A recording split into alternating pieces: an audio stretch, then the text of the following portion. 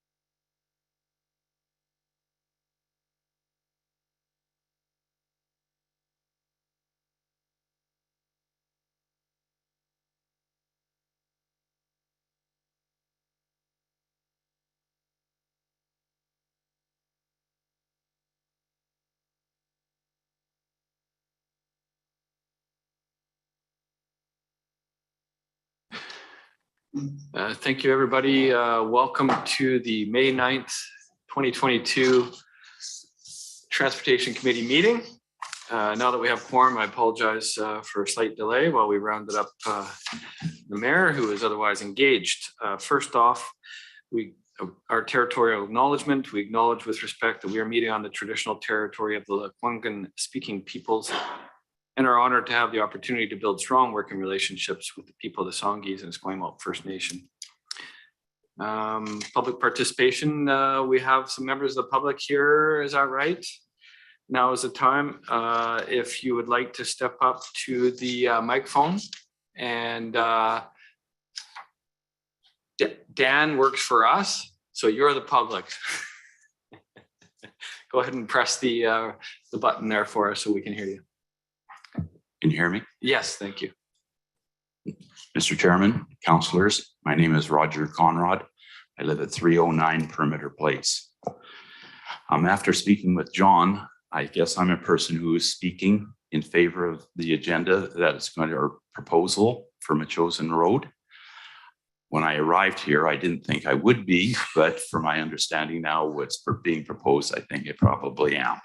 So I would like to start. I handed Amanda my packet here, and I would like to explain it as we go through it.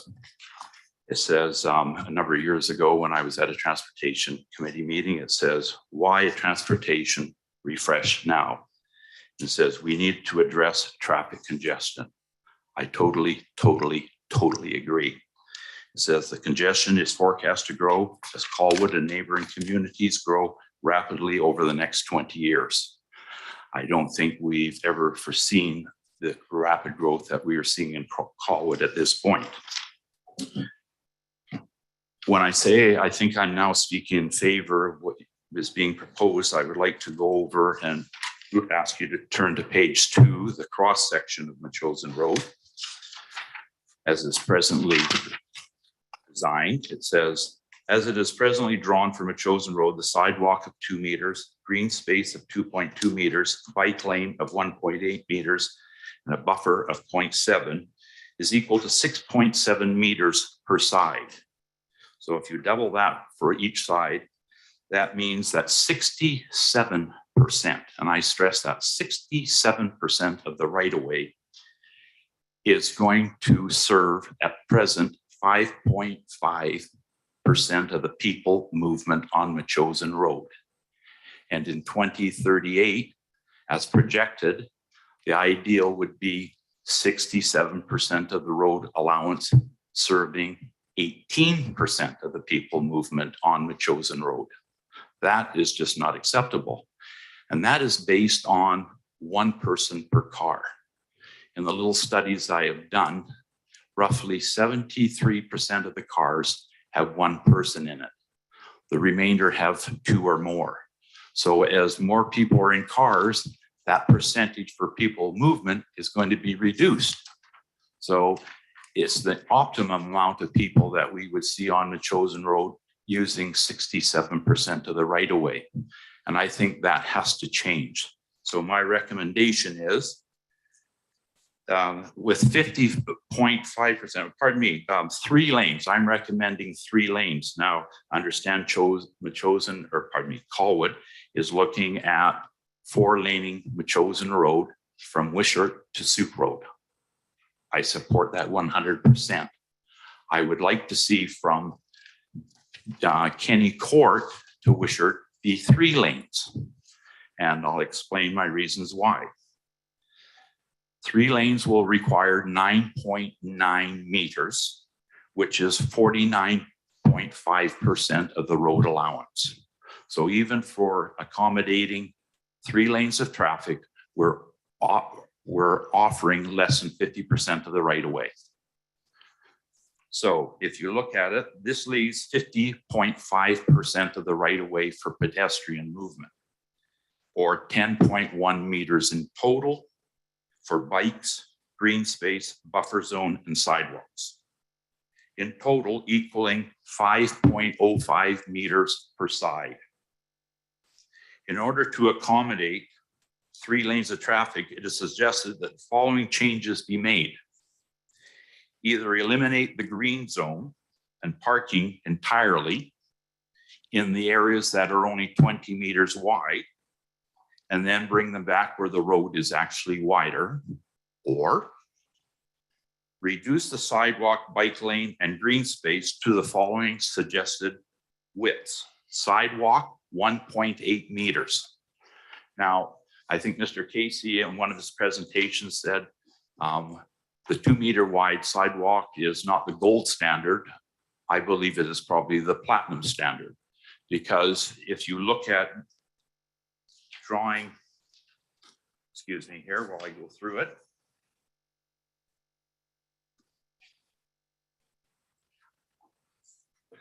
Page 8, you'll see the 2-meter sidewalk butts up against the curb, which is the top of the curb is 15 centimeters. So actually the sidewalk in total is not 2 meters, but it's 2 1/6 meters.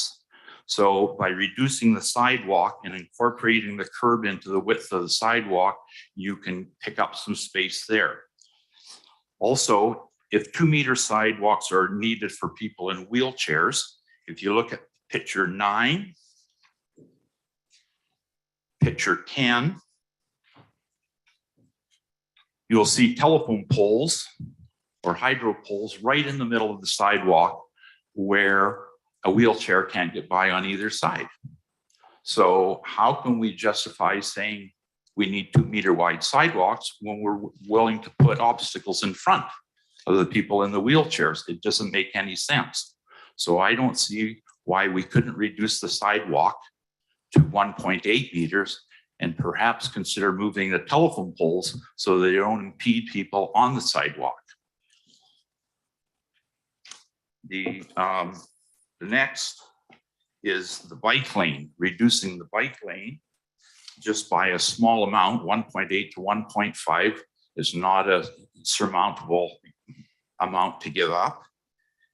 And the buffer zone to 0.5. In total, that would be 5.05 meters per side for allowance. And the 5.05 times 2, both sides, is 10.1 meters, which equals, plus the 3 lanes, pardon me, of 3.3 meters, gives 9.9 meters for the total of 20 meters needed. So everything works out perfectly well and very little is given up by anybody. But to have telephone poles in the middle is something funny. Also, the buffer zone. And I'd ask you to look at page 6. I did some quick calculations. In the zone now, Metchosin Road right now is 50 kilometers an hour in portion and 30 kilometers an hour in the school and park zone. So I took 30 kilometers an hour, and a car doing 30 kilometers an hour, as you know, is 30,000 meters in 1 hour. This is 8.33 meters in a second. The average human reaction time is 0.24 milliseconds. So on the time a person sees somebody and hits the brakes, the car has traveled 2.274 meters. So whether that buffer zone is 0.7 or 0.5 is not going to make any difference to the safety of the cyclists on that road. I was out today, I had to go to the Highlands and I was in Langford, go on Mill Stream, and their buffer zone is a white line. And the traffic and the cyclists going by seem to be perfectly fine. So I think making that buffer zone as it is, you're giving people, cyclists especially, a false sense of security. And I think it would be better to reduce it, make it more pronounced, or, and I didn't give you one, but put a cement barrier in to separate the cyclists from the road. And I show a picture here of one that I just took, and that reduces the buffer zone almost by half the width. So by taking a little bit here, taking a little bit there, you do have the room in the narrowest part of Metchosin Road to make it 3 lanes. And I really encourage this committee to really look at trying to make Wishart to Suke Road 4 lanes and Kenny Court to Wishart 3 lanes. Thank you very much for your time. Thank you, Mr. Conrad. And we will get to that item on the agenda as well. So if something else comes up or you want clarity on something, you'll have another chance to speak to it. Thank you. So we are a little out of order and I apologize for that. I do note that Amanda's waving. Go ahead. Okay, perfect. Just a little bit of business first here. I'd like to welcome Councillors Day and Baxter to the table who joined us in the last couple of minutes, and we do have someone online. So why don't we go to them first before we start the formal agenda? Thank you. Okay, so we have Corey Berger on the line. Can you please press *6 to unmute yourself?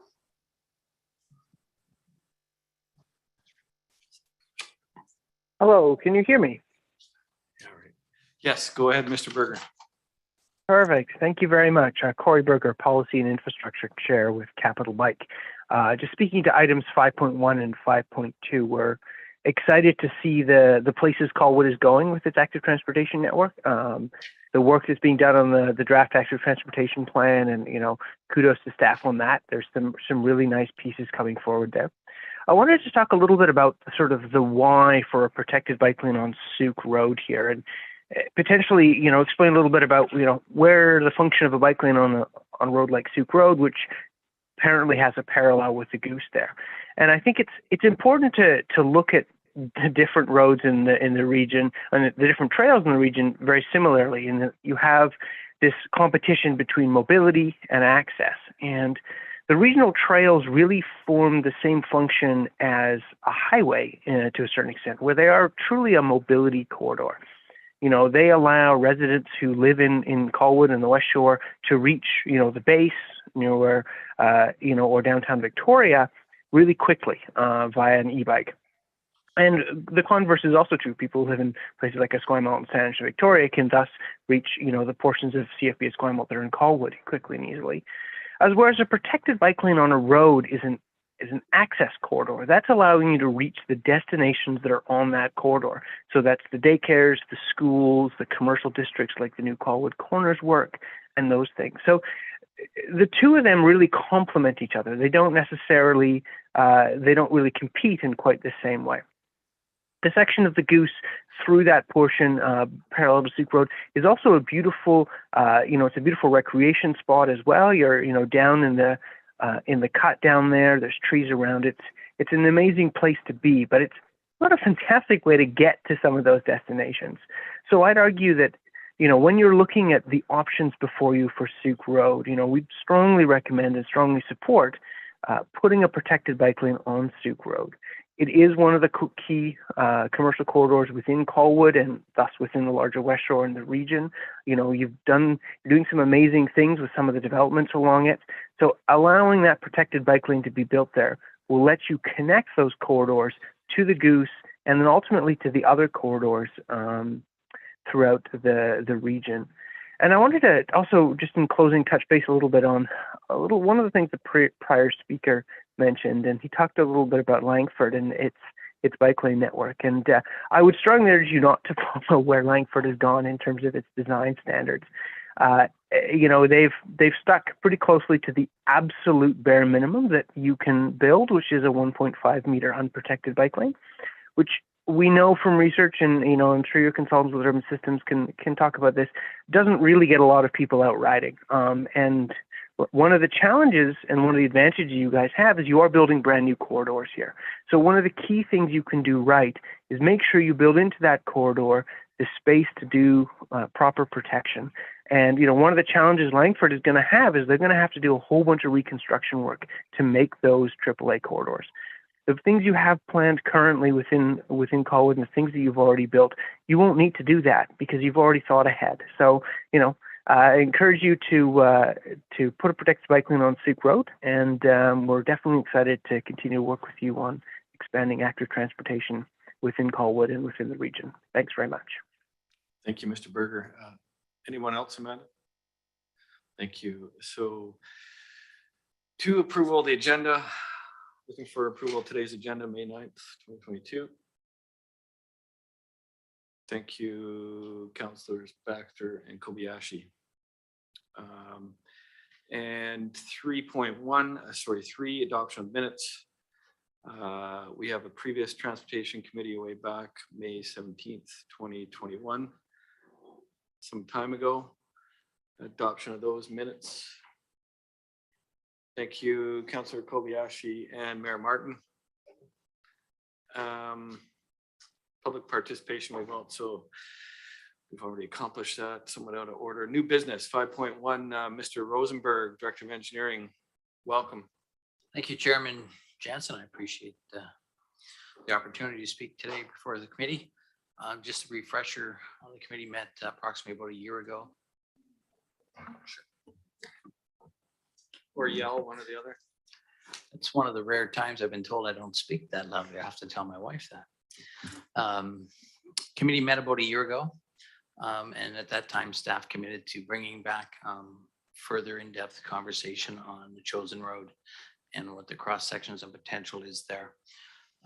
This presentation takes into account your current transportation master plan and our joint memo that we had done in 2019. We're hoping today that the chosen south and the chosen center can get some affirmation with regards to where we're heading, and then have a conversation about the chosen north and next steps to determine what cross sections we can do there. And Mr. Casey from Urban Systems is here to give us a presentation on that conversation. Welcome, Dan. Great. Thank you, everyone. Very nice to be here in person for once. It's a great change. So yeah, and thank you for the introduction, John. I'm going to spend about 15 or 20 minutes running through some material specific to the Chosen Road corridor. This is conversations and analysis that have been undertaken over the last year plus. So it's nice to be bringing this forward, and hoping to get some confirmation on how to proceed on at least 2 of the 3 sections. So why are we here? We're revisiting a conversation that happened May 17th, 2021, so almost a year to the date. We're looking to establish the desired long-term cross-section from a chosen road, and we're hoping that this will help inform subsequent steps, including starting to make some improvements to the corridor in the next year or 2. A couple of the key characteristics, and I think this will be a recap for the group. Maybe I'll just pick a couple. We've got a right-of-way width generally of between 20 and 25 meters. There's considerable variation, but that's typically the dimensions we've got on the corridor. Present day or 2019 traffic volumes range from about 4,000 vehicles per day on the low end to upwards of 14,000 vehicles per day on the high end. I'll show a visual in a second, but generally it's lower in the southern or western end and higher in the eastern end. 5 transit routes operate along the corridor, at least part of the corridor. The corridor provides access to Royal Roads and the trail network in there. And also worth acknowledging some of the key nodes along the corridor. So the evolving node in the south end, Royal Bay, Royal Beach, the hub in and around where Lagoon Road intersects the chosen road, and then middle school and elementary school along the way as well. Okay, so the slide on the screen in front of us is articulating traffic volumes, past, present, or relatively present and future. So we see in the silver volumes from 2014. Those are 2-way daily totals, and those were established as part of the transportation master plan process. Red is articulating daily totals for as of 2019. And then within the gold, we're looking at projected traffic volumes for 2040. And so what we see is generally from south to north, volumes start to increase. That's largely related to the sort of commute nature of a number of the trips on the corridor. We see about 70% of the 2-way total in the morning being inbound or northbound. And then in the afternoon, we see about 60-40 split in the outbound direction. And so some of the key breaks, I guess, with the data, we start to see north working Latoria Boulevard to the north, projection for 2040 of about 16,000 vehicles per day. We move up the corridor, and once we clear Wishart, the numbers start to climb considerably to upwards of 25,000 vehicles a day. Really a byproduct of both the accumulation on the chosen road plus Wishart Road intersecting and contributing more traffic. Worth acknowledging, these figures are projected based on the work that was done in the joint memo, and that's suggesting a full build out of South Colwood by 2040. So these figures really do represent a full build out of South Colwood.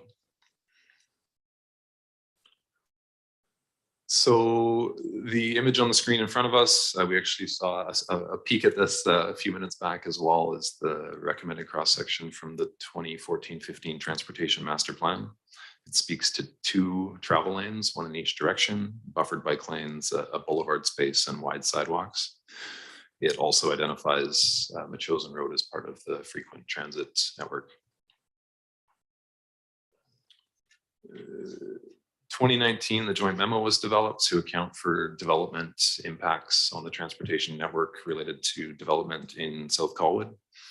That document identifies a number of improvements along the Chosen Road corridor.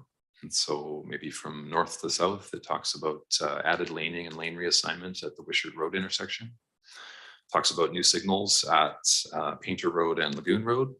And it talks about left turn lanes needed at Hatley, Ben Homer, and Cotlow. And one of the pieces of information we've added to this slide is where the Joint Memo talks about the trigger points for these improvements as percentage build out. We've tried to project out based on the rate of build out so far of South Colwood, when those trigger points might actually be realized in terms of approximate year or time frame.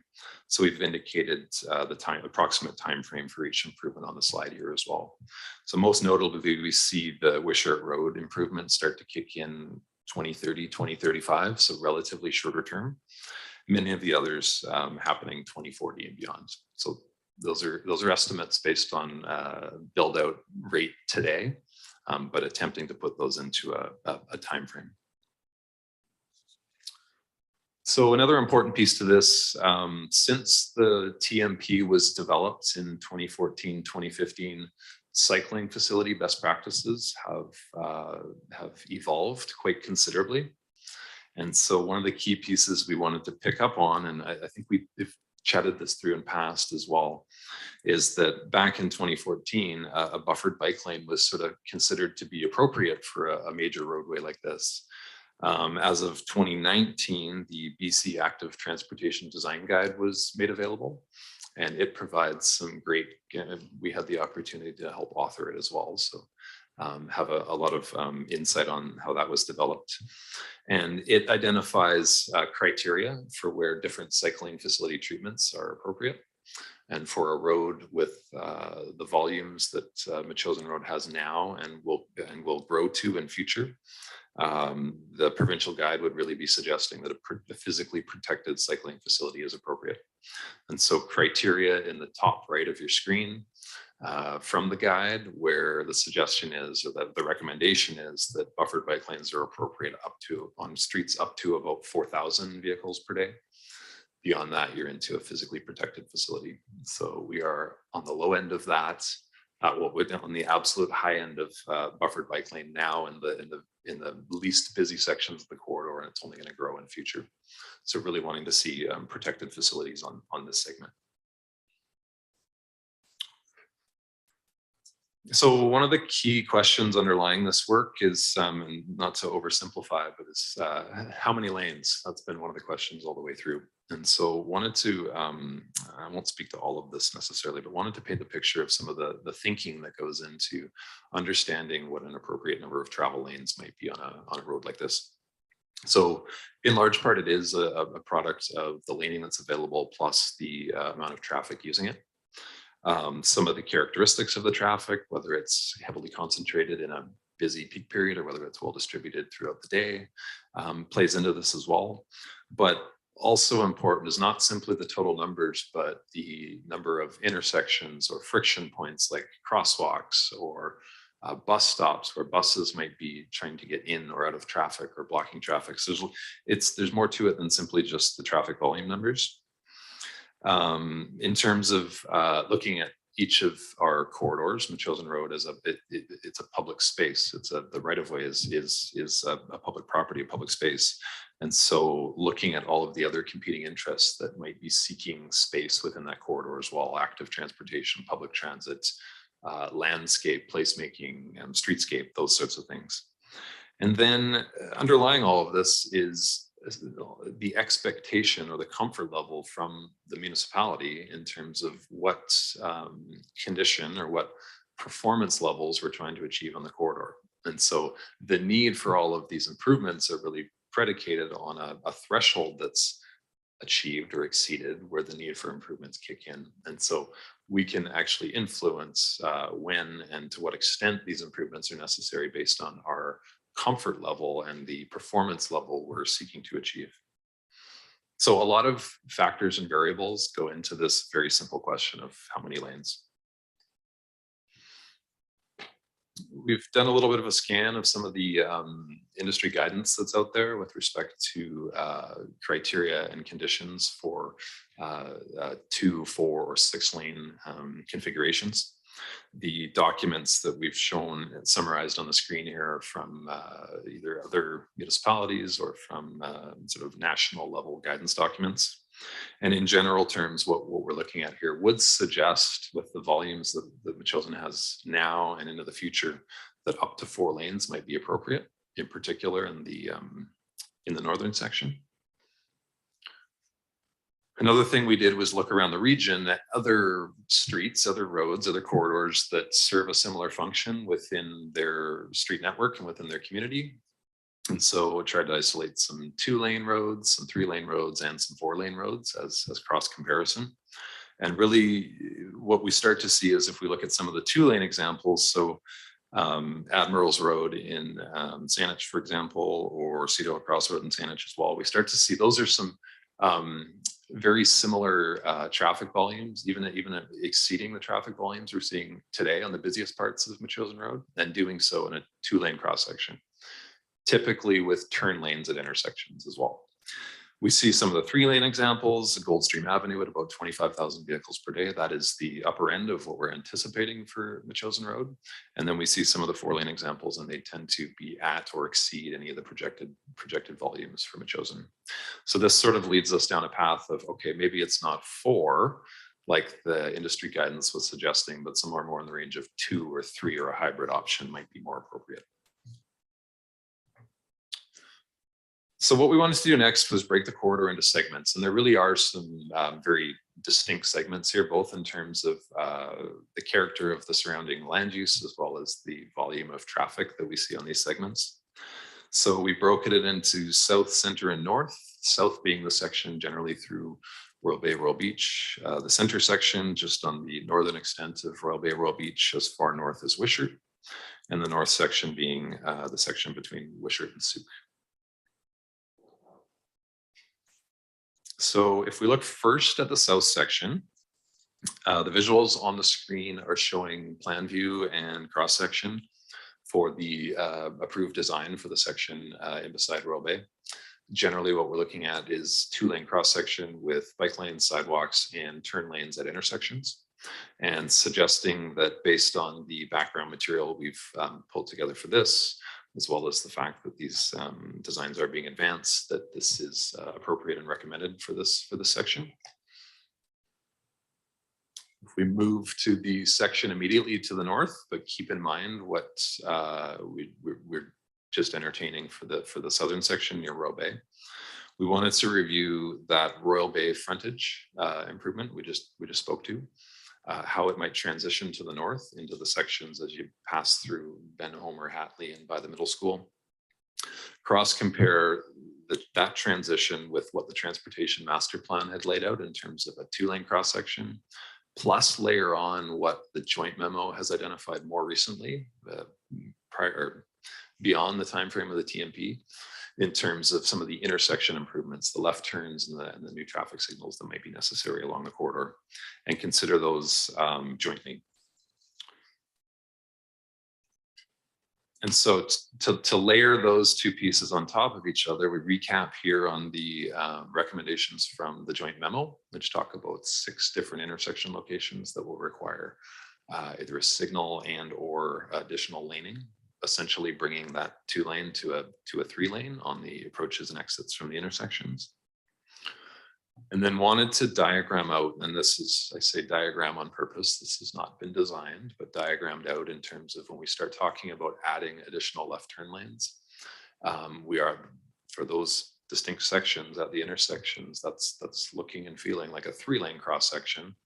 The extent of those turn lanes, so it's not just the lane where 2 or 3 vehicles would sit. There's a taper and a transition that would stem back even further. It's required for a vehicle to safely transition into that lane. And so you map it out, and so on the screen in front of us, you start to see that for a decent chunk of this corridor, our intended 2-lane cross section pretty quickly is feeling a lot like at least partially a 3-lane cross section. And so we thought this was important in sort of more fully informing this conversation. The example on the top left is an aerial photo from Whale Road, which is actually showing this exact condition where we see 2 travel lanes. We see left turn lanes at a couple of the high volume driveways or intersecting streets. And then between those points where the left turns are necessary, there's a 2-way shared left turn lane and center median. And so the 2-way shared left turn helps get left turning vehicles typically into driveways. It gets them out of the through travel lane so that vehicles traveling through the corridor can travel through uninterrupted. So there's benefit to traffic from that perspective as well. So given this, we are suggesting that the preferred option for the center section moving forward is this 3-lane cross section. And through there would be design would be a next step, future action out of this. Through that design process, you could look a little more closely as to whether there are sections where maybe that center median or maybe that center left turn lane isn't actually needed. Then moving to the northernmost section, so this being the section between Wishart Road and Suke Road. Wanted to recap on the projected traffic volumes. They are significant. So we see the approximately 18,500 on the Machosen segment combined with the 7,000 approximate on Wishart, and we're upwards of 25,000 on this segment of Machosen, which is significant. Some of the planned improvements for this section include the Wishart Road intersection improvements that I spoke to earlier. Some very modest safety improvements have been identified for Suke Road, I understand, but one of the limitations perhaps of the joint memo work that was done for South Colwood is that didn't actually consider as far as the Suke Road intersections. We don't necessarily have a full picture of from a traffic performance and operations side of things, how that, what the requirements there might be. And then also worth acknowledging, the OCP does talk about a potential connection through into Allendale that would connect in with Machosen Road. But with all of this specific to this northern section, it leaves us with questions. Around will this 3-lane cross section that we're considering for the center section, will that provide enough capacity for this section, or do we need more? We have question about what's actually happening at the key intersections. We have a decent handle on Wishart. We don't have a good handle on what's happening at Suke Road. In terms of available right-of-way, we know there's some variability there. And so it's sort of a product of what are we trying to achieve? How many lanes? What does the active transportation look like? What do the bus stops and transit provisions look like relative to the space we have available or could have available in the future? And we get into conversations around controlled access or restricting turns as a way to limit the congestion incurred by turning vehicles waiting to find gaps in traffic. So we find ourselves asking these questions and really come to the conclusion that further study is necessary specific to this section to understand what we're trying to achieve exactly in this section, and then how we're going to do it, what the design looks like. So to summarize, for the south section shown in green on the screen, we're suggesting that the approved frontage designs are the preferred concept moving forward. For the center section, we are recommending the 3-lane cross section, which would be refined through a design process to determine ultimately that is 3, or it's maybe mostly 3 with a section of 2. And then in the north, we're suggesting further study, really to investigate in a pretty good amount of detail what the capacity, the traffic and laning needs are in that section, especially as they relate to performance of the Suke Road intersection. Wanted to highlight a few of the key points for what that study could include. It would obviously be traffic analysis to understand what maybe a 2-lane, a 3-lane, and a 4-lane might look like. Could test actually changes and variations at the intersections and their impact on improving conditions. Considering balancing traffic between corridors is important. So we understand the impact that improvements on, say, Latoria or Veterans and then Chosen, how improvements that are made or are not made, how traffic might balance and sort of determine what the performance level on each of those corridors might actually be. We want to confirm active transportation and transit design through this section, and then we do think that this is an important section of road that warrants both further input from council as well as the community. All of this would lead to a concept design that would be the basis for cost estimates, maybe a grant application, and then would be eventually advanced forward as the starting point for more detailed design. So to summarize, we're seeking committee's affirmation of the following recommendations from this work.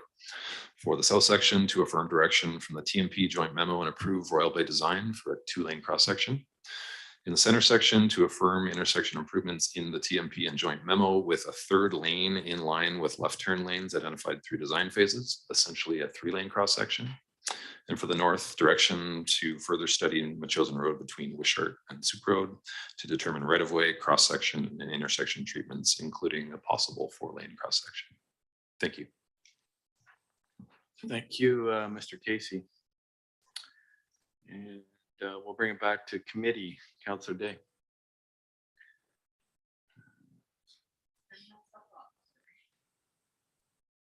There you go. Okay, if you could go back to your slide where you showed the picture of Whale Road,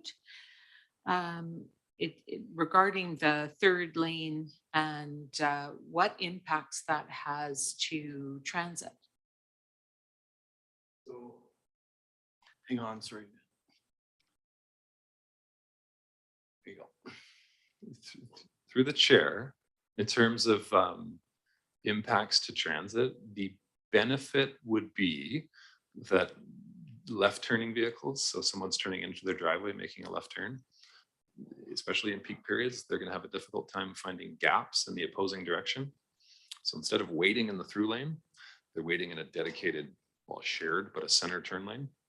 So I understand that, but you had a picture of Whale Road in your slide presentation? Oh, it would have been about slide 12.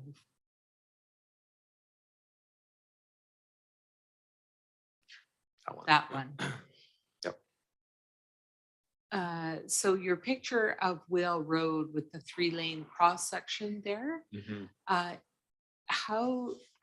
so in this scenario, when there's a bus stop on the road, we have 2 conflicts still remaining in your 3 lanes selection, because anyone who's using a bike lane is now having the bus cross over their lane and cross back over it to come back out into traffic.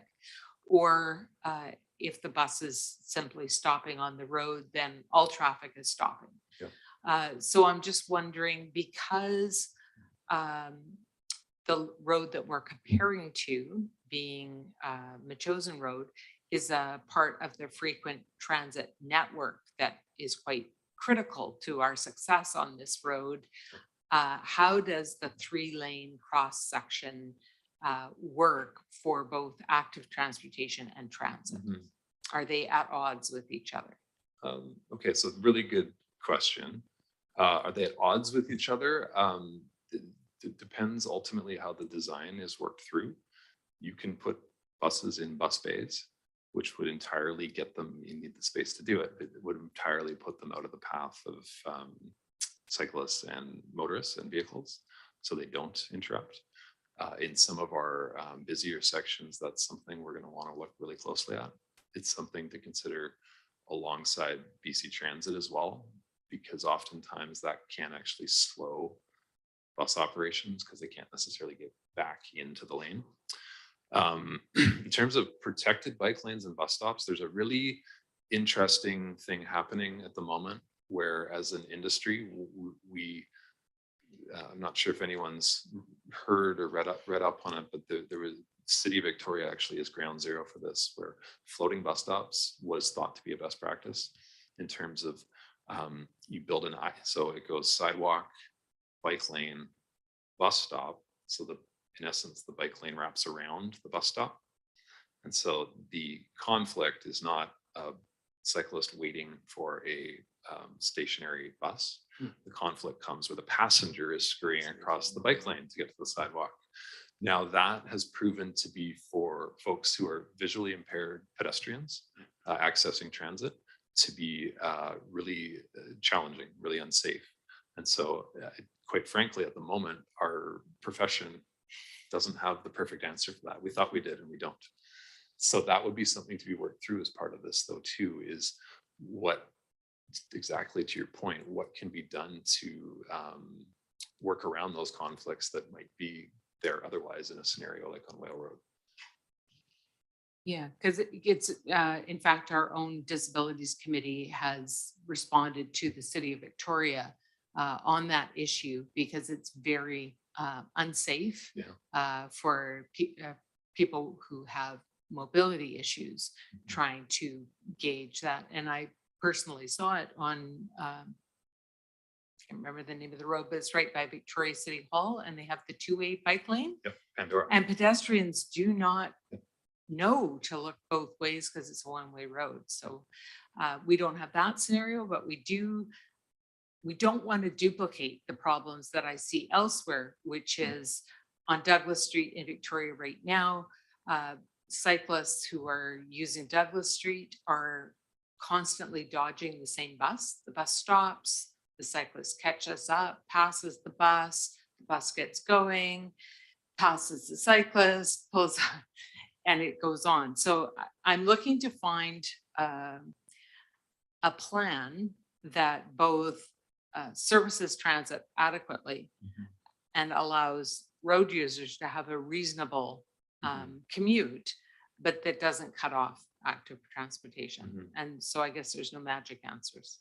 I would argue that finding the space to put the buses in the bus bays is the solution to that that concern, but then it might raise other concerns related to transit performance. There's definitely a discussion to be had there. I have a couple other questions. Did you want me to ask them now? Might as well. Okay, thank you.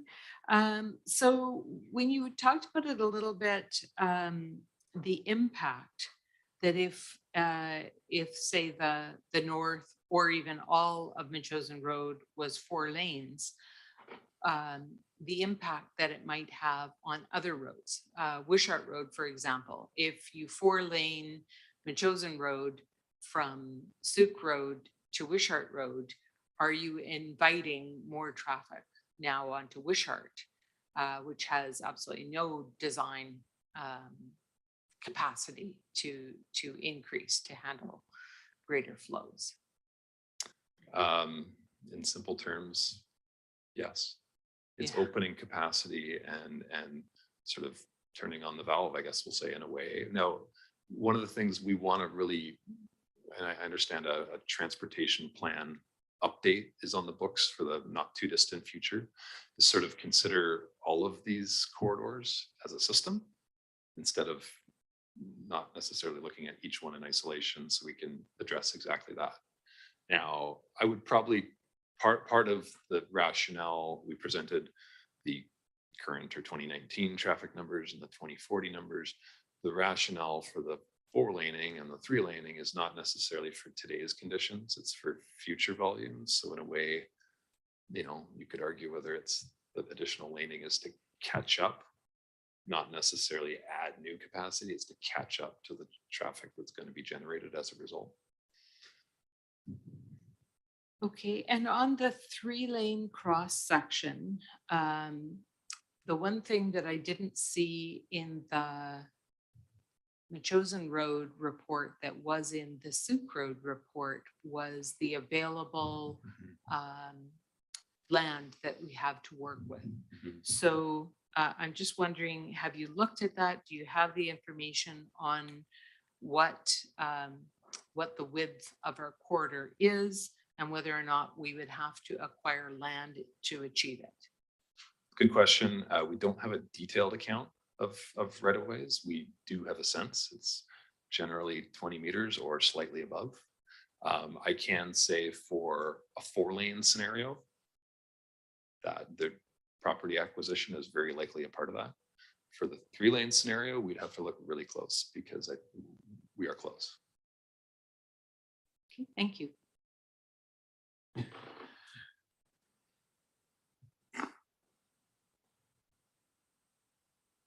Councillor Baxter. The third objective on the second page of this is work toward active transportation improvements on the chosen road in 2023. I don't feel like we did that. It's a good point. I guess when we set out on this initiative, that initially definitely was a goal, to be in a place that we could start moving some of this forward. What is now next year? Yeah. Whether that's realistic now, I honestly, that's probably back to the group, to be honest. Well, I just comment that I just actually rode up and down the chosen road this morning, and a lot of the bike lanes in place, and it looks like we could probably add the rest of it fairly readily, but of course that's not making allowance for the third lane, and I quite understand, as you say, that's going to make it tight. But if we wanted to, and this is really addressed to staff, if we wanted to add bike lanes all the way along the chosen, some of which scares the hell out of me if I try and ride it, we could do that and then move on to the full cross section later when we really need it.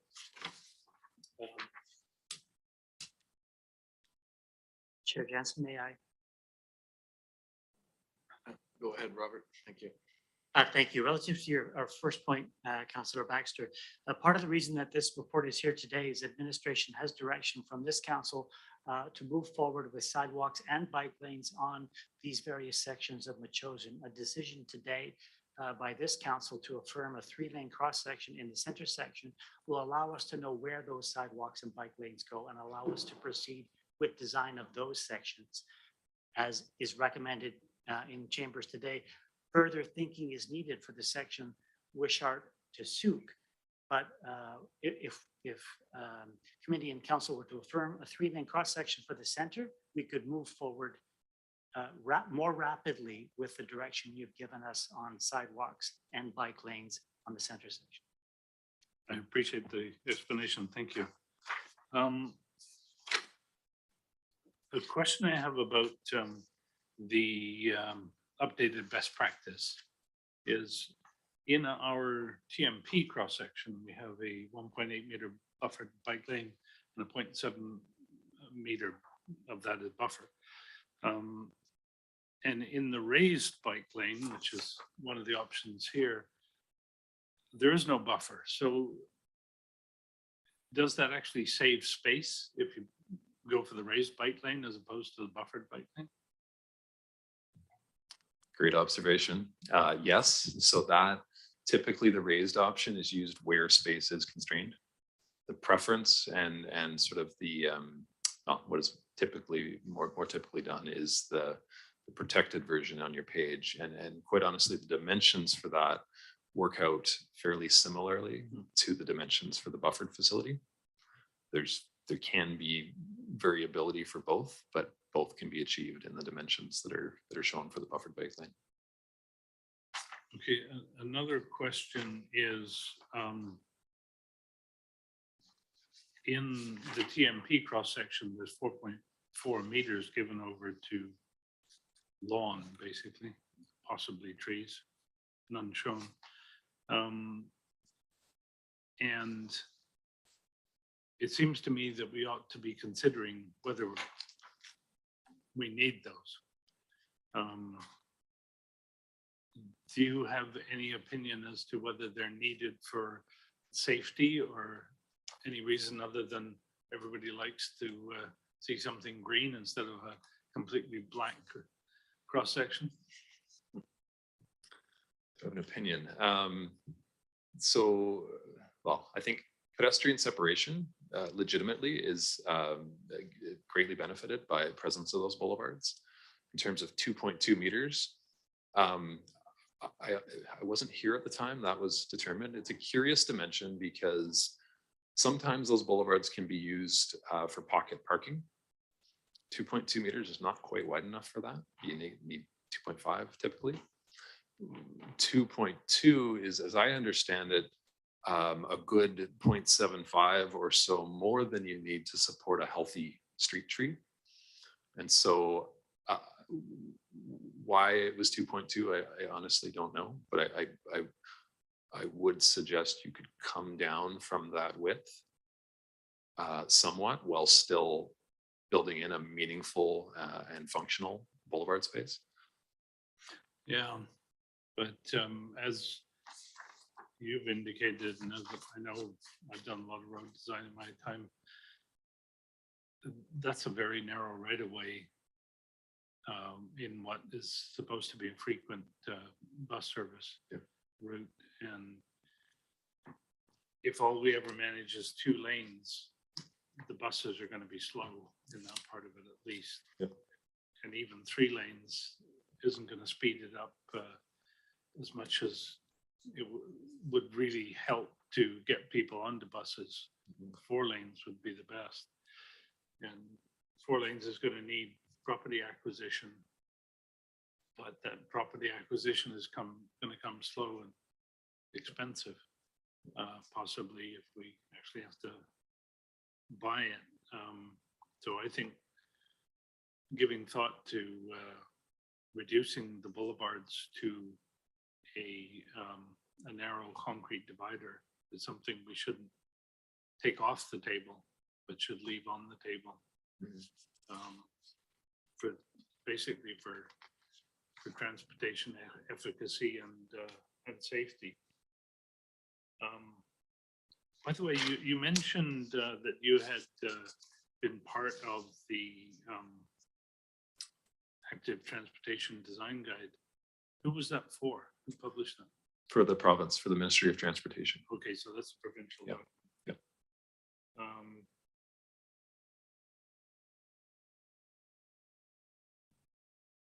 Right, I don't have any further questions. Thank you.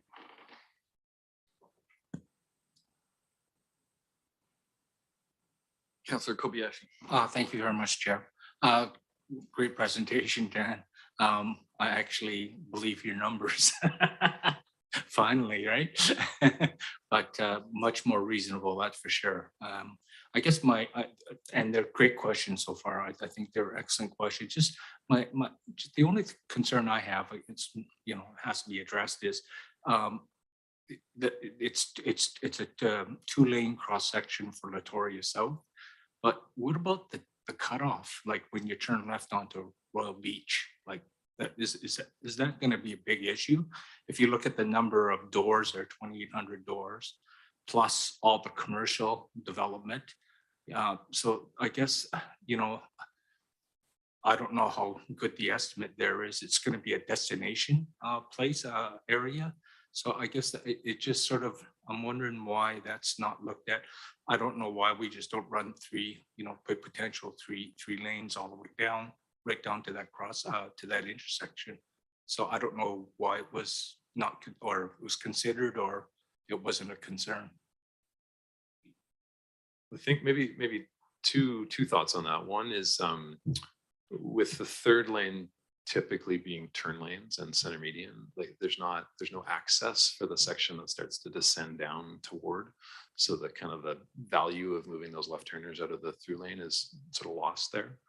And then in terms of the nature of the conversation we're having now, I definitely don't want sort of it to be totally binary to the point that it's 2-lane, 3-lane, maybe 4-lane. Intersection improvement. Intersection is where the congestion happens. Intersection improvements are still going to be necessary over time, and we can do our best through the development, the TIAs, the development traffic studies to understand that. But it's also important on the municipality side that we keep checking in to see how progress and traffic volumes are progressing the way we projected they might. to start to flag when some of those intersection improvements might be necessary. An added lane, a right turn lane that allows right turners to slip through past the queue, those sorts of things. So that full well could be the future for that Royal Beach leg of that intersection. Okay, thank you. I see our engineer with his hand up there, Councillor Kobayashi. Go ahead, John.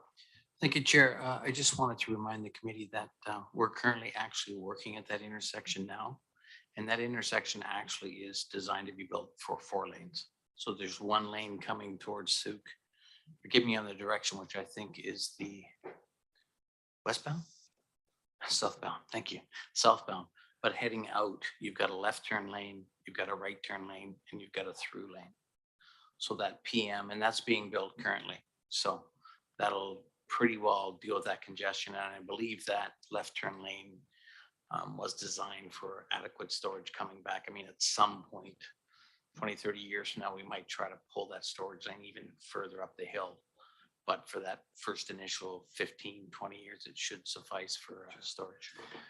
And Thanks, John. And Mr. Casey just wouldn't be aware of that because that's a recent project. I think my hazy recollections too, is there not another entrance up the hill where the bluff used to be, which might call for a third turn, a middle turning lane? Okay, yeah, thanks. Thank you, Mayor Martin. Thank you. Majority of council did not recommend Metchosin Road being a transit growth corridor. And so I'm asking the question, how would the work have been different had it?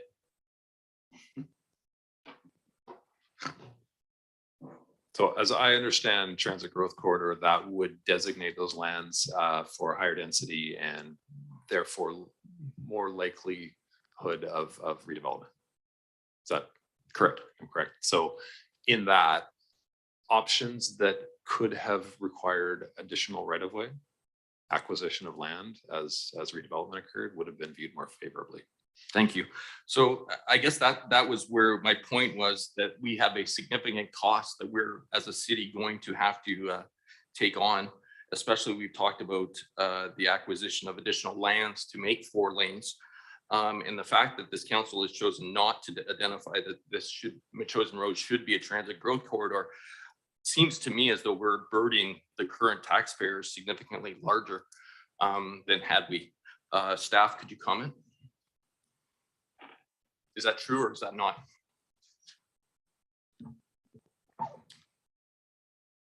Chair Jansen, may I respond? Go ahead. The current recommendation is for 3 lanes in the center section, which does not require additional land acquisition. You are correct. The section from Wishart to Suke will require acquisition. Absent a development that is interested in dedicating additional lands in exchange for density potential, the city would need to acquire those lands and the taxpayer would need to find a mechanism to do that. Thank you, Chair. And Councillor Parkinson. Thank you, Chair. I support this report. I think it's got us to where we need to get to. I'm a little concerned about the timing for the analysis for the north section. It seems to me can't really determine what to be done on the north section until we really understand our active transportation network, whether we have much in the way of bike traffic on that corridor or not. Might also help with the mayor's concerns about property acquisition, and also the issue of whether there's going to be an additional road between through the Allendale lands connecting VMP and that. So I see the Wishart intersection is proposed at sort of 2030 to 35. Would I be correct in assuming that any upgrades between on Metchosin between Wishart and Suke would be of the same order? They wouldn't. They're not being not contemplated in the near future, are they? Through the chair, it's tough to say because that work, much of the timing or trigger points around the intersection improvements that we spoke to were covered through the joint memo work, and the joint memo work didn't extend north of Wishart, so it is really tough to say. Chair Jensen, may I comment? Go ahead, Mr. Earl. As mentioned earlier, council has directed administration to begin the design work and installation of additional sidewalks and bike lanes on the chosen road, including the section between Suke and Wishart. In order to determine the ultimate location of both the bike lane and the sidewalk, administration needs to know how many lanes the road is going to be, such that we're not rebuilding these bike lanes and sidewalk if it does get larger. And so the desire for work to better understand this section is derivative of council's direction to begin design work on sidewalks and bike lanes. Wow. Isn't that a conundrum? Since I wanted that work done. No. And yet I do think, and perhaps this is my thinking evolving since that time, the act of transportation becomes quite critical in what's appropriate for that section of roadway. As I think you all heard me argue, bike lanes everywhere with buffers and everything is probably overkill, but good bike lanes on routes that are going to be frequented by cyclists are important. So I'm hoping for guidance in the active transportation plan. Can anybody give me a sense of when that's likely to come before council?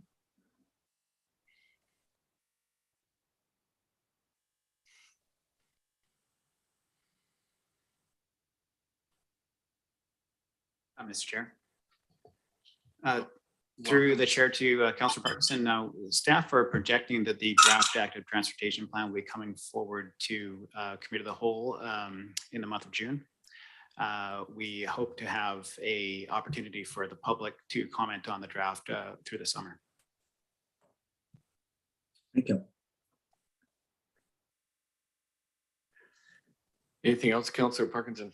No, I'd be prepared to move the recommendation if it's appropriate at this time. Thank you. We have a mover. And if you could just lower your hand so you don't confuse us. Thank you, Councillor Parkinson. A couple of questions from myself, Mr. Casey. I see our traffic counts, the actuals is 2019 actuals. Are we going to be updating that? Are we in it? We're 3 years out of date already. As far as I'm aware, there's no firm plan to. I do think in revisiting your transportation master plan, it's not a bad idea. Does that mean putting actual counters up, or is this an exercise of analytics? Yes. Thank you, Chair. Yeah, it would be my expectation that part of that revite on the TMP would have some actual counts so that we can verify some of these numbers, because we've had significant growth over the last several years. Yeah, because I look at those numbers and I'm picking up 3,000 cars at like the Ben Homer area. Like, I mean, there's no, if you had everybody leave all at the same time, that seems like a lot to me. But I'm not a traffic scientist. The protected bike lanes that we talk about, and I saw your pictures there and some of the recommendations, and I love the raised option there. I find that very intriguing. I was thinking of Cook Street in Saanich. We're at a Quadra where they've done that, and I think it's done a great job for that stretch. What type of materials are we talking about for a protected bike lane? Are we talking pickets? Are we talking a curb? Or can it be pretty much any number of things? Or The latter. There's a number of different ways to configure it. So probably most common is a concrete curb, landscape or not, between bike lane and travel lane. You can elevate it up like the Cook Street example you mentioned. You can do where there's parking in place. You can actually use the parked vehicles as the protection and have the bike lane in behind. Just need to be very careful that we leave enough extra space for the passenger door to open, so that's not opening into the bike lane. So there are a whole host of ways it can be done. I think that's about it. Second time I see Councillor Day. Go ahead. Thank you. I just had one question that I forgot to ask, and that's We have a legend that shows cyclists and cars and buses and pedestrians, but it doesn't show mobility scooters anywhere, and there's no clarity really on where they should go. And I just wanted to know if you know where scooters are supposed to fit and how can we best accommodate them? Great question. Sidewalks. So a lot of the design guidance around sidewalks being 1.8 meters or 2 meters, that's to accommodate scooters, wheelchairs, folks pushing baby strollers. Typically the dimensions on those are in the range of just under 1 meter. Provide 1.8 or wider, you can facilitate two-way travel by all of those types of devices. So that's really, that is the rationale behind some of the dimensions that have been recommended for the sidewalks. And one of the areas where was noted by a couple of people here today for the raised bicycle lane on Cook at Quadra area. And I think it is right next to the sidewalk. So it's sidewalk and then raised bike lane, and then the curb drops down to the road. Is there a benefit to having that configuration for cyclists or mobility aids or whoever may take up more space on the sidewalk to be able to maneuver around others? Yeah, it's a good question. We do see it both ways. I think like one of the things we want to prevent is cycling on the sidewalk. So we don't want to make it too easy for a cyclist to maybe overtake another cyclist by using the sidewalk. Usually at minimum, there's a difference in the surface material. So it's very clear, typically concrete is the sidewalk and asphalt is where you ride.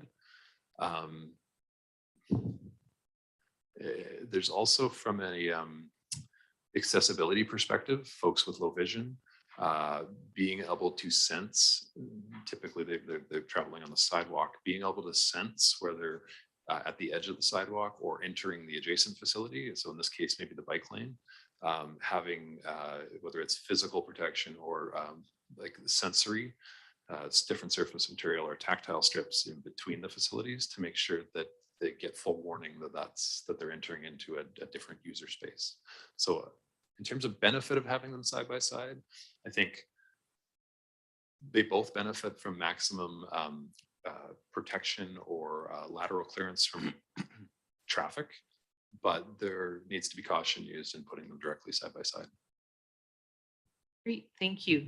And my just sort of, oh, I know what I was going to ask you about the hydro poles.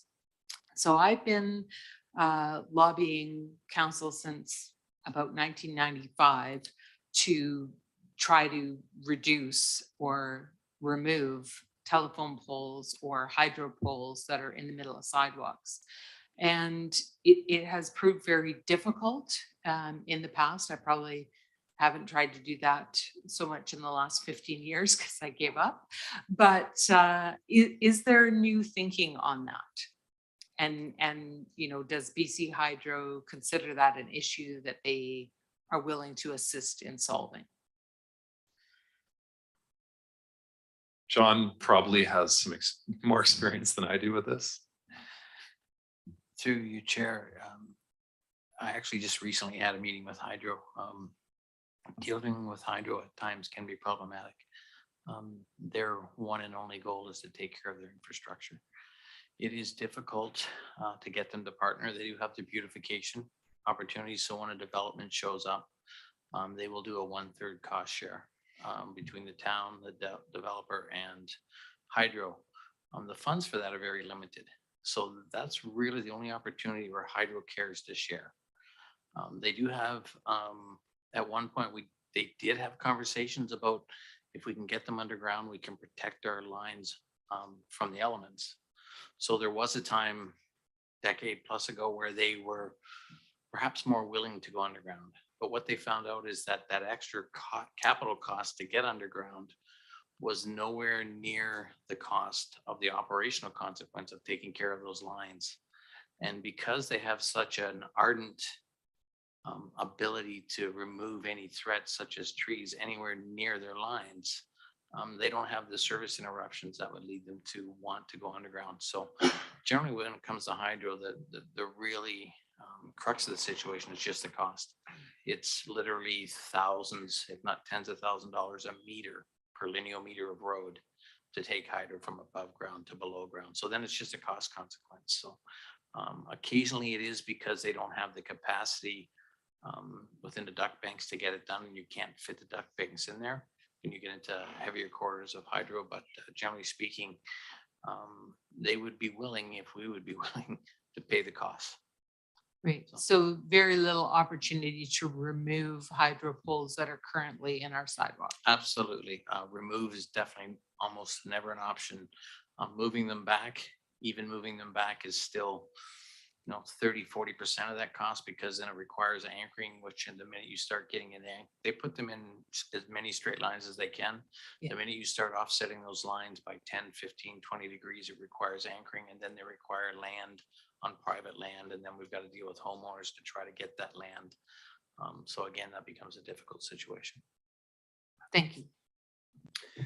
Thank you. I would, Mayor Martin, go ahead. Thank you. Just looking at the report 6.6.0 recommendations, next steps. The third bullet point, the city and developers should then work together to determine funding mechanisms and appropriate allocations of cost between developers. When would we anticipate that work? Sorry, it would be page 21 of 115.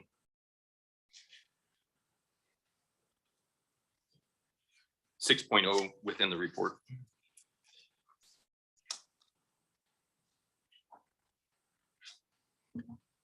Chair Jansen, this page 21 is the middle of an attachment, which was an appendice, a companion document. It's the joint memo. Yep.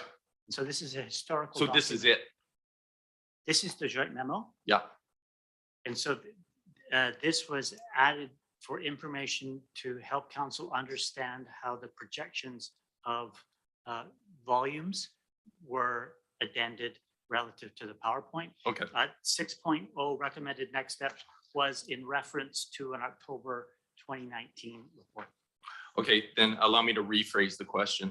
I understand that we're in the transportation committee, but I did hear Councilor Parkinson was going to move the recommendation in a moment. If this recommendation passed, when would we get financial implication statements?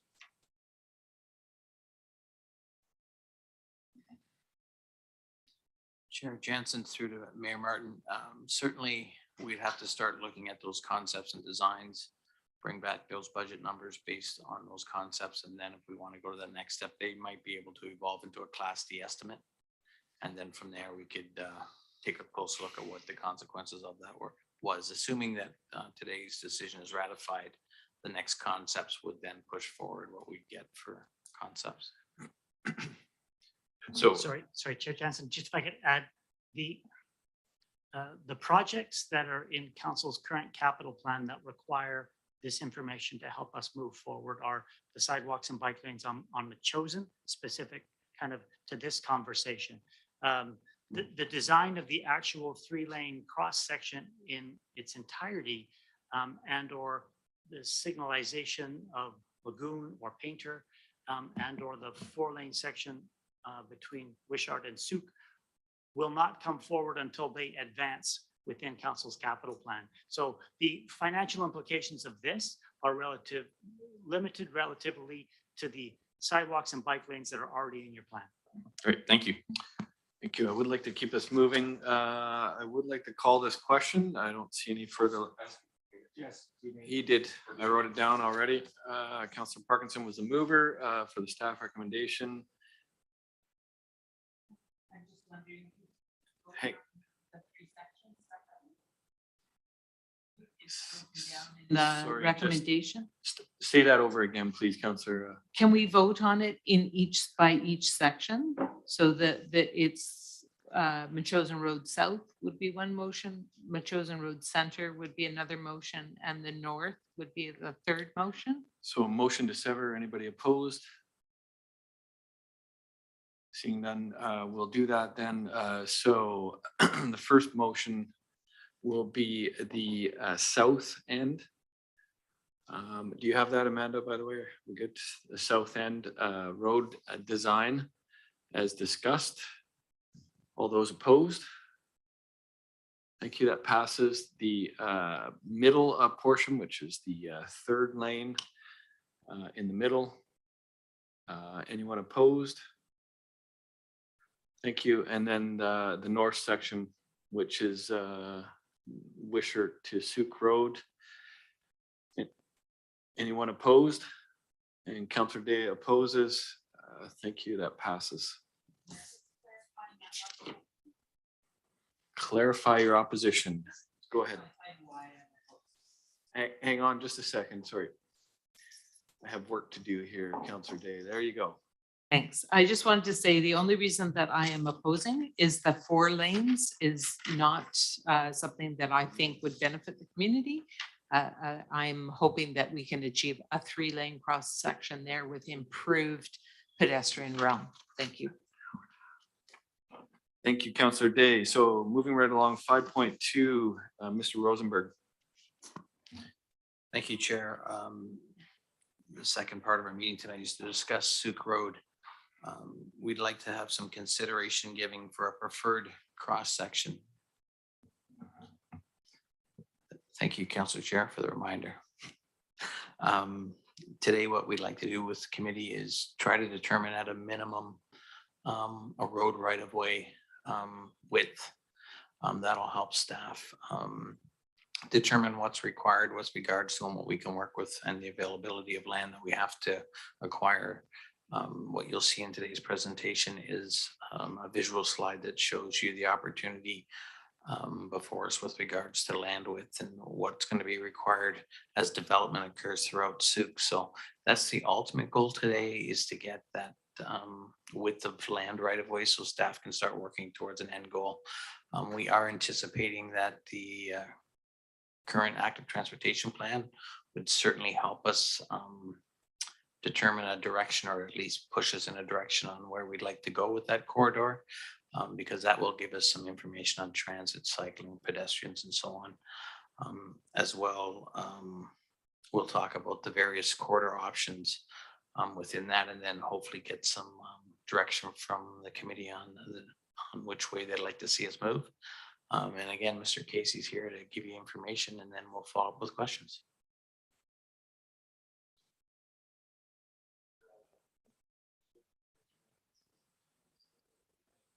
Thank you very much, Chair. Just a quick question for staff. I just want to make sure I'm really clear on this.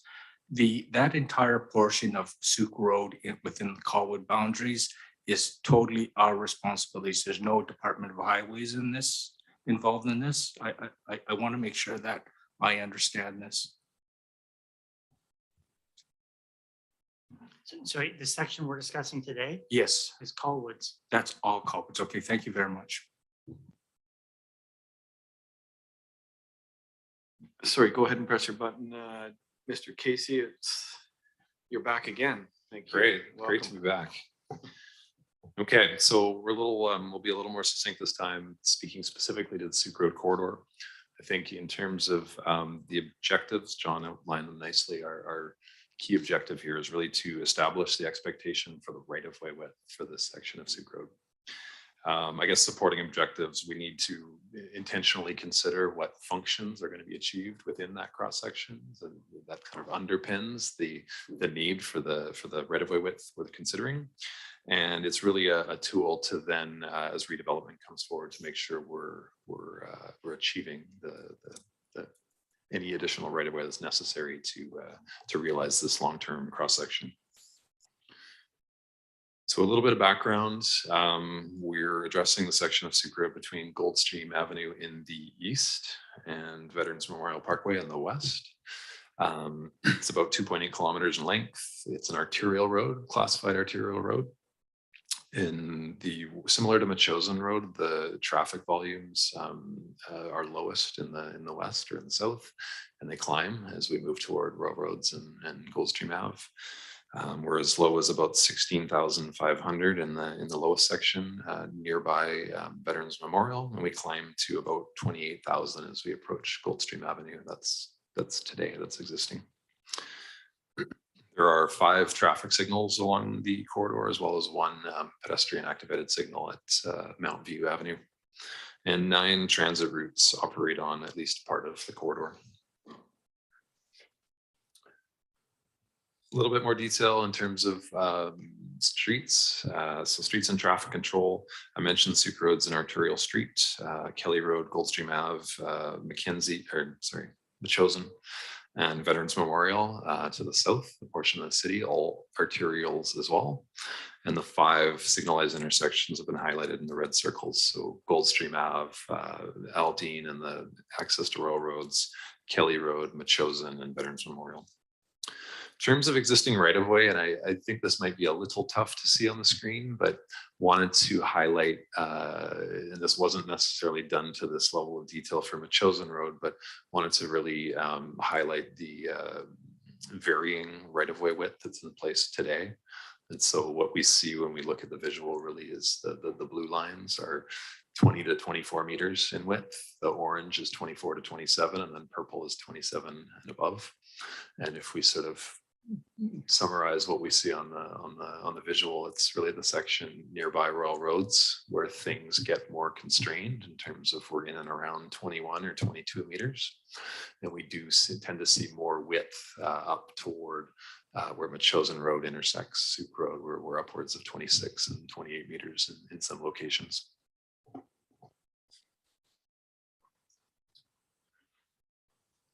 The direction from the transportation master plan for this corridor is for a 2-lane cross section for the section Karen Road, so approximately Machosen Road to Veterans Memorial, and for a 4-lane cross section for the section to the east, extending to Goldstream. Both sections identify the need for sidewalks, both sides at 2 meters, buffered bike lanes, and then importantly, highlighting this corridor as part of the frequent transit network.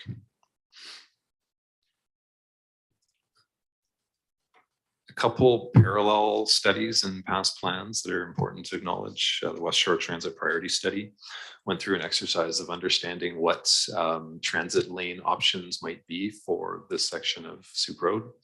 That study, and there's the visual on the slide here, landed on a preferred option of a 4 travel lane cross section, maintaining current capacity, but adding a fifth lane that would be a shared bus bike lane in the inbound or in the eastbound direction.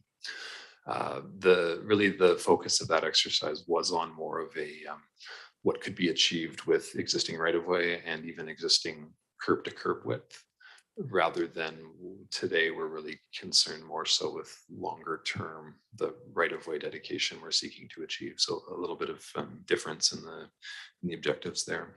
And then you're well aware, but there's an active transportation network process underway that some of the network plans contained in that document will be altered from what was previously in the transportation master plan, as well as some of the design guidance on how these active transportation facilities are to be designed.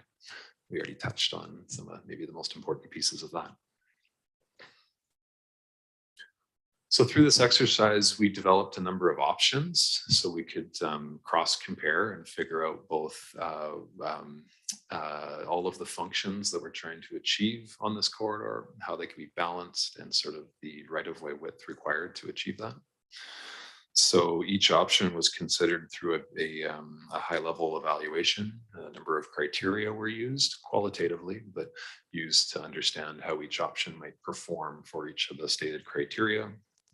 So some of them included walking comfort and safety, transit performance, cycling comfort, traffic performance. We talked about the right-of-way width, costs, placemaking and beautification opportunities, and then implementation. And so that's been detailed a little more fully in the summary report. Okay, so don't need to absorb all of the words on this slide, but I think the key takeaway is there are 4 options that were advanced through to the evaluation.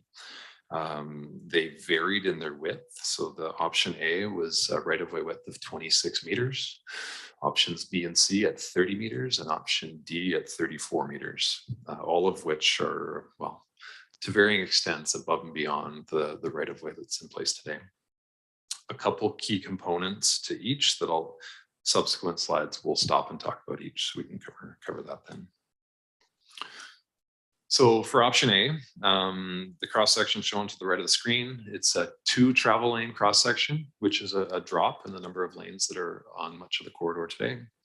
It's showing 2 dedicated bus lanes. Those could also be shared bus bike lanes, kind of like we see on Douglas Street in Victoria, but dedicated bus lanes.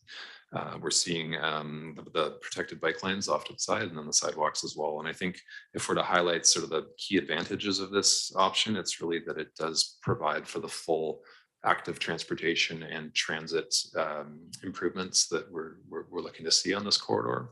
But the very significant con is the drop in travel lanes. And we did do some traffic modeling alongside this work for the 2-lane option and the 4-lane options, and the impact on traffic of a 2-lane option is significant, and something that as a result, really, we're not recommending this option or any 2-lane option for Sioux Road.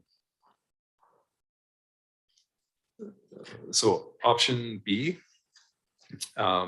is achieving protected bike lanes both sides of the road, as ideally we'd like to see, as the sidewalks and the boulevards, and a inbound bus lane only. So we're not seeing the things we could do at the intersection and the outbound, but in terms of a dedicated lane, it's an inbound bus lane only.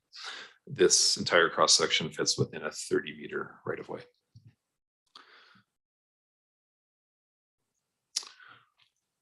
Option C, also a 30-meter right-of-way, but as a sort of a contrast to the option B we just looked at.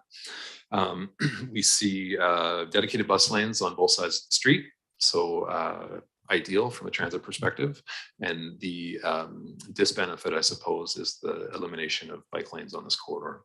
And so the result would be Suke Road cyclists could share that bus lane with the buses, but really the AAA, the all ages and abilities route would need to be parallel to that. So that would more than likely be the Galloping Goose and the 80 Road and the Chosen Road corridor that's part of the current improvement package. But it is entirely acknowledged that there's extra distance on a cyclist trip involved in that. And so that's a disbenefit of this option.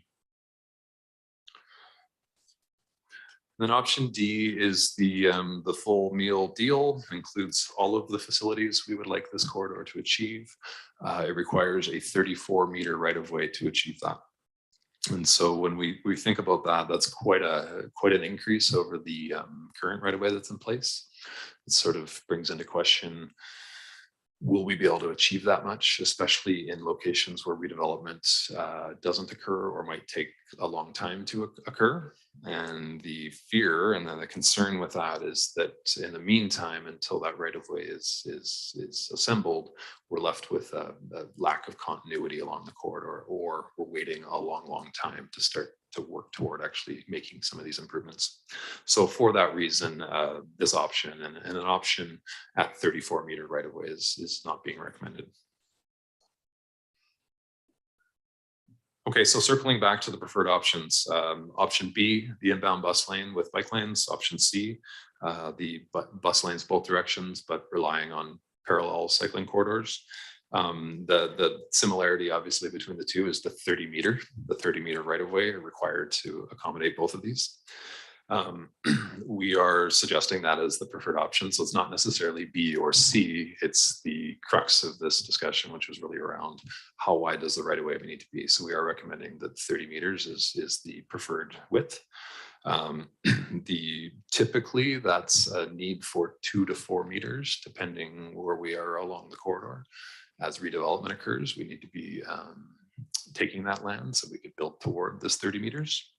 And then further discussion is necessary around, if we're working within 30 meters, are we prioritizing bus lanes in both directions, or are we prioritizing this as a cycling corridor? I would say if cycling is the way we want to go here, that protected facilities are basically a must on a street of this busy and vehicles traveling the way they do.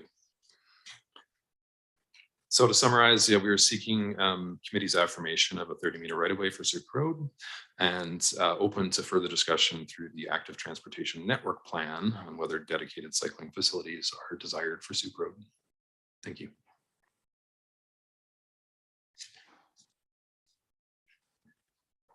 Thank you, Dan.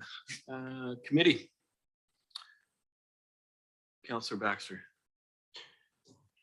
So I have to take issue with you over the argument as to why we should go for 30 meters instead of 34 meters. So if we go for 34 meters and we have points of discontinuity, I mean, one of the things you can drop out is the green space. Again, I sound like I don't like green space, but I do. It's just that in the transportation corridor, it's probably not the priority. And that gives you a full 4 meters to play with. So even if you couldn't make 34 meters all the way along, you could easily, you know, create another lane within that 4 meters that you got to play with, so you could lower that discontinuity. But in any case, even if we aim at 30 meters, it's going to be a long time before we have 30 meters all the way along. There's a section that's shown as high probability of development, but there's an awful lot of single little properties that have to make their own decision that, you know, they want to sell. And I know on average, people move every 5 years, which is always a kind of surprising statistic. But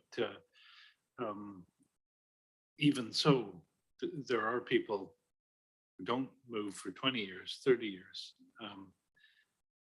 So given that it's going to take a long time to get there anyway, and that a good section of the right-of-way is going to have to be purchased from the cemetery, probably.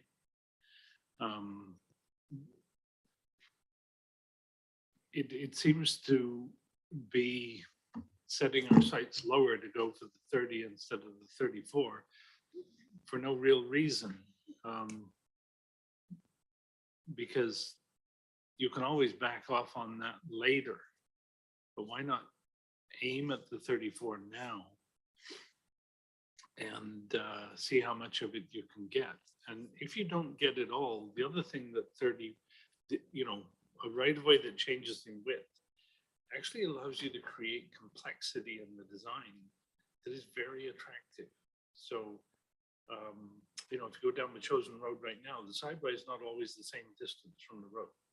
It moves over, and then it moves back again. And for psychological reasons, that's actually a much nicer sidewalk to walk than one where you're always, you know, it's just this continuous straight line, and you walk for 20 minutes, you don't feel like you got anywhere because it still looks the same. Whereas when you have these changes, people enjoy the experience of walking a lot more. And that's part of what we're trying to do, is get people to enjoy active transportation. So I'm going to be arguing to the rest of council that we aim for 34. But what I'm assuming we're doing right now is we're confirming the right-of-way that we're going to aim for in the long term. But in the meantime, we're going to try and do what we can in the right-of-way we have. So that's the plan. In Appendix A to your report, you appear to ignore the route through the cemetery to the Goose. It's not shown as part of the potential bike route. Is there a reason for that, or is that just an oversight?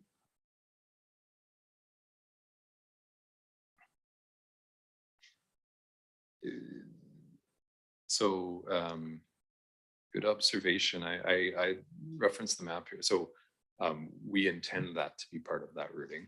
And Okay. I think I see it in here, but if it's not, that is the intention. That's part of that routing. Okay. Yeah. The thing is so faint, I had trouble Yeah, following it yeah. myself, but I think it's not there. And also the route from the end of Wishart through Royal Roads to the Goose isn't shown. And I don't know what position we're taking on going through Royal Roads. And that's maybe a question more for staff. As part of the active transportation plan, there seem to be a number of reasons to take routes through Royal Roads, but we're not ruling those out. Is that the case? Chair Tans, Mr. Earl. may I respond? Yes. Thank you. Absolutely. In the short term, we'll continue to work to improve desire lines, whether they be pedestrian or cyclist, through the lands at Royal Roads, recognizing that in the long term, we will need an alternate alignment if and when those lands are differently purposed.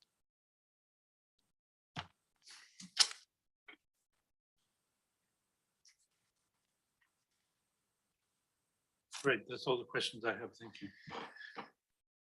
Thank you, Councillor Baxter. Councillor Day. Thank you. So I'm looking at the active transportation network plan on page 10, where it talks about pedestrian facilities where high pedestrian volumes are expected, widths of 2.5 meters or greater should be provided. And I'm just curious, how do we measure or how do we determine where those active places are? So from my perspective in planning for our pedestrian realm, I found it easiest to prioritize schools because if I could only get one group of people out of their cars and onto their bikes or walking, it would be the kids going to school. It's better for the kids, it's better for the community, it's better for the climate. And that's where our council has kind of been focusing all of our pedestrian realm improvements has been safe routes to school. So I'm just curious, how do we get those numbers? How do we build them out? Like you're saying where high pedestrian volumes are determined, so are expected. How do you determine where that would be? It's a good question. I would have my thoughts on that, but to be honest, I don't know that any criteria, very qualitative or quantitative criteria have been set out for that. Okay, no problem. And I just, because that's me and I have to point it out, at the bottom of the page, there's a comment that I found offensive. So I'm just sharing my sensitivity with you. Less experienced bicycle users, last line on the page, and among women and children and seniors. So I know some of the toughest, gnarliest bike riders I know are women and children. So I just think we need to be careful of our language. Those who aren't familiar are not familiar, and those who know what they're doing know what they're doing. And that doesn't matter if they're 85 or 5. And seniors, exactly. Wherever they fit in those categories. I always get in trouble when I pull numbers out of the air, so I've learned not to do that myself, as I inadvertently mentioned my boss's exact age the other day. But I'm also wondering about consistency. So agree with Councillor Baxter. For me, taking cycling facilities away from Suke Road is not fulfilling our goals in our OCP. We have for far too long prioritized cars. Roads are for cars. That's what everybody immediately thinks. And we have tried very consistently to change that to our priority being people on their feet, get the best infrastructure. But that's hard to live up to when we run into in our heads the thing that we always come up with, which is that roads are for cars. So I think it's really critical that we plan to have an adequate corridor, and I don't think the 30-meter corridor can do it. Maybe future generations will say, sure you can, just that's an HOV lane and the others take their lumps in the general purpose lane. I don't think it would be well received. I think it would create problems all over the place. So I recognize that maybe we're not quite ready for that far of a leap yet, but let's at least plan for enough land to make it safe for our pedestrians. And I also agree with the being able to vary it. One of my questions that I had for you is, can we not move the road a little bit left and right in different sections? So maybe in one section, like I know for a fact that after Aldine on the north side of the road, I think it's northeast side of the road, they have, or northwest, sorry, northwest side of the road, there's a lot of shoulder there. So theoretically, the road could shift a little bit that way at that point to accommodate more facilities. Further along towards Goldstream Avenue, there's a number of properties where it's quite tight, and those properties have been slated for development for more than 20 years. So I would say they're ripe, they're probably ready, it's probably close, and maybe the road would shift a little more to the right in that area, and as development occurs, we can find more land there.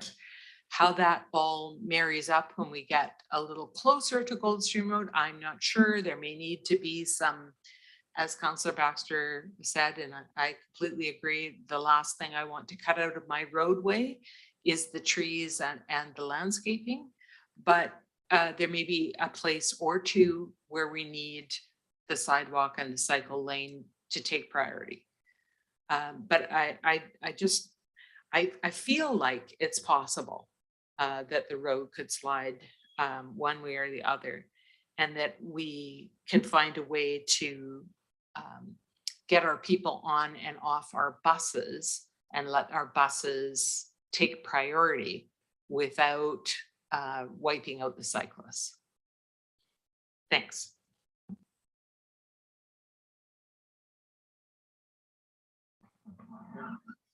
Thank you. Did you ever look at rush hour lanes? That was part of the corridor study that was completed a year or two ago. We did consider it. The challenge is that general purpose traffic would like that capacity at the exact same time transit needs that capacity. Okay.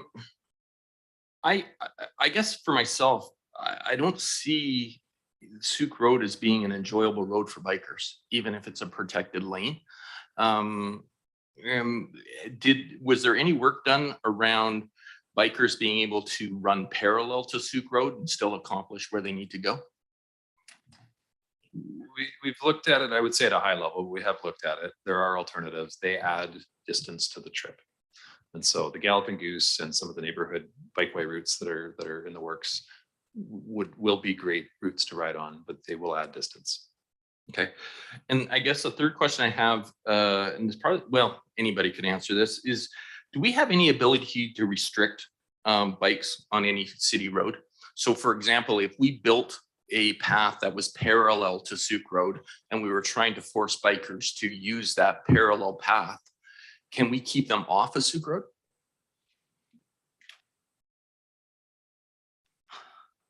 Through the chair, I'm not aware of anything. As a cyclist basically has the same access to a roadway as a motor vehicle would. So if you're allowing a motor vehicle on Suke Road, then bicyclists by that purpose would be given the same, to my knowledge. The biggest detriment would be there's 28,000 vehicles going by them and they're in a share row as opposed to any kind of protection. So that would take a fairly accomplished and or stupid rider. Okay, thank you. And so I guess that's just where I'm landing on this is I'm very supportive of us building bike lanes in the appropriate places. I'm struggling with thinking that Suke Road is a choice that bikers would choose to use versus if they had alternatives. Thanks, Chair. Thank you, Mr. Mayor. Councillor Kobayashi. Thank you very much, Chair. My sentiments are very similar to Mayor Martin's. When I take my bike, I freaking hate Suke Road. So I always get onto the Goose now, or I go through rural roads. That's how I travel. But I guess my question is a fundamental question here. 2.8 kilometers of roadway we're talking about here. So if you went with the 30 meter right away and the 34 meter right away. So if it's 34, would that be the entire strip then that we'd have to negotiate land for? And then what if it's the 30 meter right away? Is there roughly percentage? Do you have an idea of how much land we'd have to acquire? I'm looking at it from a practical point of view right now. I mean, hell's bells, I still want my Ferrari and I can't get my darn Ferrari yet. So anyways, so you could answer that question, I'd appreciate it. So the question being in a 30 or a 34 meter scenario, what portion of the corridor do we need acquisition? I think the answer is almost the entire thing for both. For both? The ask or the take is bigger, obviously, for the 34. In certain sections, the take will be quite minor for the 30 meter. Okay, thank you very much. Thanks for answering. Mr. Earl. Thank you, Chair Jansen. I think it's important for committee to be aware that administration, and particular the development side of our team, is in conversations likely monthly with property owners about potential developments. And one of the quick questions that comes up is, what's the take or right of way that you will need? And decisions are being advanced monthly. And so recently this council advanced a project at the corner of Suke and Heatherly. And through that, a 30 meter right of way was negotiated with the property owner, and a building, a commercial building is being constructed, and that building will likely, hopefully, have a 100-year or longer life cycle. And so the redevelopment of that particular piece is a significant number of years away. And so in most instances, the city will not be looking to purchase or expropriate property, but will be looking through development opportunities to gather up development lands through an ask. When we ask for a larger piece from a particular property owner, that reduces the capacity of that property to develop, and sometimes to the point where it no longer makes financial sense for that applicant to proceed. So I'm just providing the additional information that the outputs of this discussion will form a policy basis that will be actualized in this building in conversations with developers, likely days or weeks after you make the decision. Thank you, Mr. Earl. And just a couple of thoughts from the chair. I like the 30 meter option, but boy, oh boy, I'd be remiss if we had to come back 15 years later to put in the bus lane on the other side. But by my math, there's 2 meters of green space, which perhaps is not ideal, but we could compromise in certain stretches that are narrower in the green space side and achieve a bus lane in both directions. I think that would be more forward looking. I think it's utopian to think that we would remove bicycles from this roadway, and I think it would be a miss if we didn't consider them in the overall cross section. But can you comment on, say, option C, bus lanes both directions with like what, a 4 meter multi-use pathway on either side? Or 5 or 4.5? Yeah. I mean, it's a great idea. 4 meters would probably be plenty.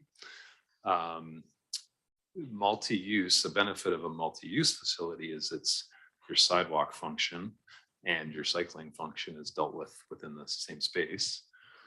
I think a challenge will be that multi-use facility needs to go on one side of the road or the other, and whichever side it's not on, crossing opportunities are fairly limited along Suke Road, and so if your destination's on the far side of the road, you're sort of jaywalking on Suke Road is not a good idea. So you are stuck crossing where other crossing opportunities are provided. So that would probably be the biggest drawback, I'd say.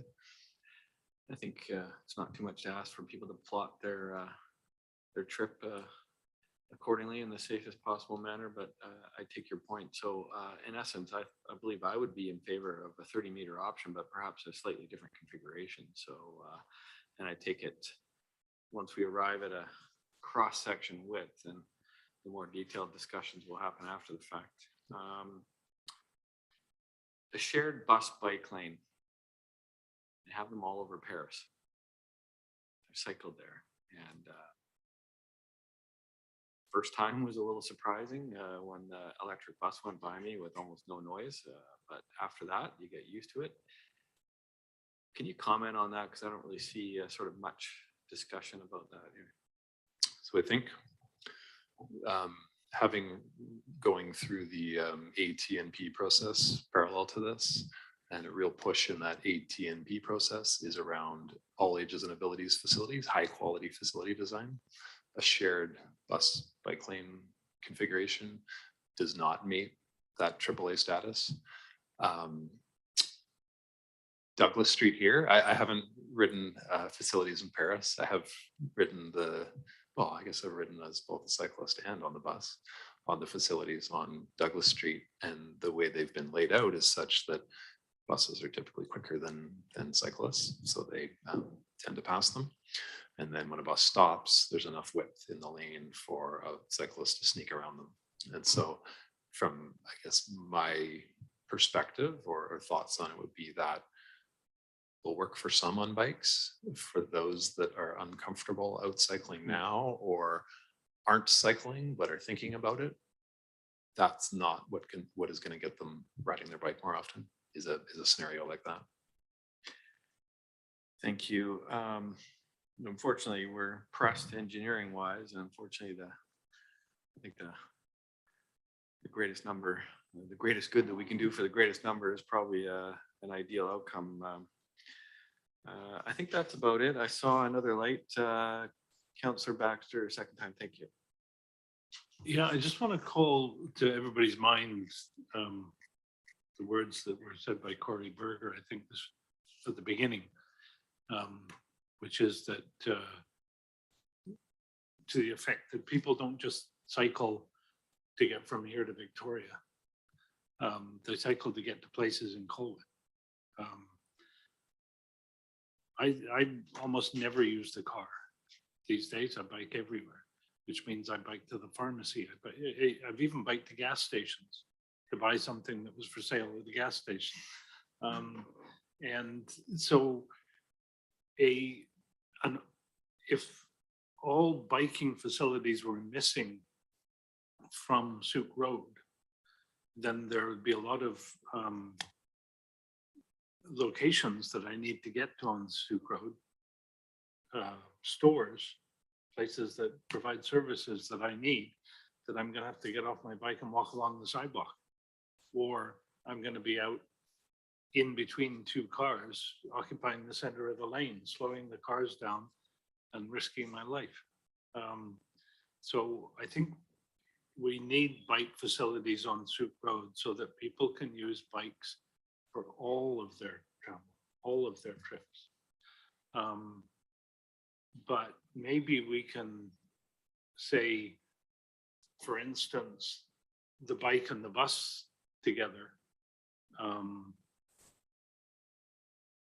That's okay, because if you've got your 6-year-old with you biking, you're probably not, that's probably not a trip to the pharmacy. That's probably a trip for pleasure, and you can do that on the Goose, through rural roads or whatever. I would think that would be a reasonable position to take. But anyway, details to come later. Thank you.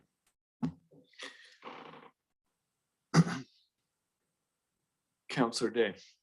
Thank you. I just wanted to ask a question following the chair's question about the multi-use pathways. And you were talking about they're generally bi-directional. But could we not have a shared cycle pedestrian path on each side of Suke Road so that we would have greater comfort for both? I mean, I know there's still some conflicts that would be there, like when you have the really fast rider and the very slow walker. But I mean, we could handle those sorts of issues with, you know, painted pictures of the turtle and the hare on the pathway sort of thing, saying, you know, if you're going fast, stick closer to the outside of the, or closer to the car side of the lane. And if you're going slow, stick to the right side with the pedestrians. Yeah, you absolutely could. I think the spatial benefits in terms of, I think we'd be looking at 3 to 4 meters pathways, I would assume, on both sides. You do start to get pretty close to the total dimension of the sidewalk and the bike lane at that point, unless we start shrinking it down a bit. But no reason you couldn't have multi-use on both sides, especially given the challenge with it, just the sheer volume of traffic and the difficulty crossing. Yeah, so I would agree that we're trying to create a corridor that's both pleasant and safe, but most importantly, it needs to be safe. So I think we want to consider the distances that we're talking about, and you know, our total distance in this one area that we're talking about is about 3 kilometers, and that's doable as a walk, but it's much infinitely more doable on a bicycle because you're faster, and you can get things done in a reasonable amount of time. That's the sort of thing that would facilitate kids riding their bikes to school and then riding their bike on from school to their soccer game at Wisher Parks and Rec, for example. We want to create a facility in our community that's not just for cars. It's for the use of our community. And if some other communities nearby want to come through our community, that's certainly fine. But we didn't guarantee them a highway. The highway is somewhere else. Thank you. Mayor Martin. Thank you. So just looking at the difference between option B and option C, looking at option, if this committee suggested option B, it would basically eliminate the outbound bus lane. And so my question would be, how does the outward bus lane affect our rapid bus strategy with BC Transit?